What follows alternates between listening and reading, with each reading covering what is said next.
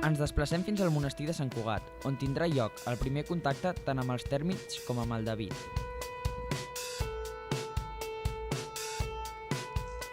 I en David ens explicarà com es detecten i com s'eliminen posteriorment.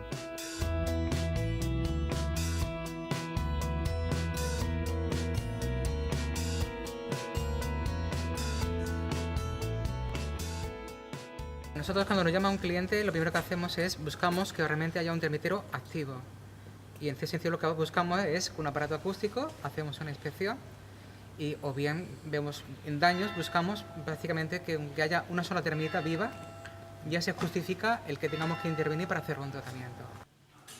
Lo que buscamos es o bien daños directamente o bien actividad en el interior de la madera con un aparato acústico. En el momento que hacemos la instalación empezamos a revisar los cebos cada 30, 45 días o 60. O sea, cuando hacemos la revisión las termitas nos marcan la frecuencia. En función de sus necesidades, lo importante es que no les falte cebo durante todo el proceso.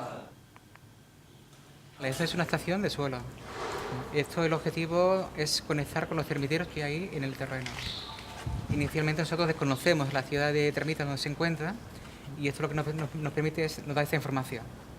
Por un lado, dónde está la actividad y por otro lado nos permite conectar con los termiteros. Lo que tiene inicialmente son testigos de madera. A partir de entonces, a los 45 días, hacemos ya la revisión de las estaciones. De forma que con el tiempo, a medida que lo vamos revisando, si encontramos actividad dentro en la madera, ya es una forma de conectar con el termitero y a continuación ya colocamos lo que es el cebo que permitirá la eliminación. Dies després, anem direcció l'oficina d'Anticimex, on tindrà lloc l'entrevista amb el David. Gràcies a ell podré aprendre coses noves que no sabia sobre aquests insectes i em dinsaré una mica més en aquest petit món. ¿Quants anys tens i quins estudis vas realitzar? Bueno, tengo 45 años y como estudios tengo por un lado estudios básicos de la AGB, que su día era lo que había, y posteriormente ya me introduje en estudios de especialización en cuanto a entomología, en cuanto a estudio de insectos y especialmente en cuanto al tema de las termitas. Las termitas son insectos sociales y bueno, de todas las especies que hay en el mundo, realmente hay especies que viven en el suelo, debajo del suelo, hay especies que tienen sus nidos en los árboles, o sea, realmente hay distintas clases de termitas. Dins d'una colònia de tèrmits, com s'estructura? Mira, en una colonia de termitas nos encontramos distintas castas. Están por un lado los reproductores, luego están los sordados y luego están las obreras que realmente se encargan de hacerlo todo, no solamente de alimentar a los sordados y a los reproductores como hemos comentado antes, sino también de construir canales, de construir los nidos, de buscar el alimento. Hi ha algun animal que sigui depredador directament dels tèrmits?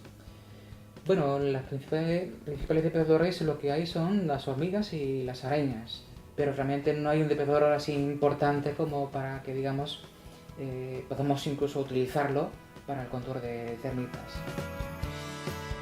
Bueno, los termiteros en cuanto a población, calcularon que había un termitero con 50 millones de termitas.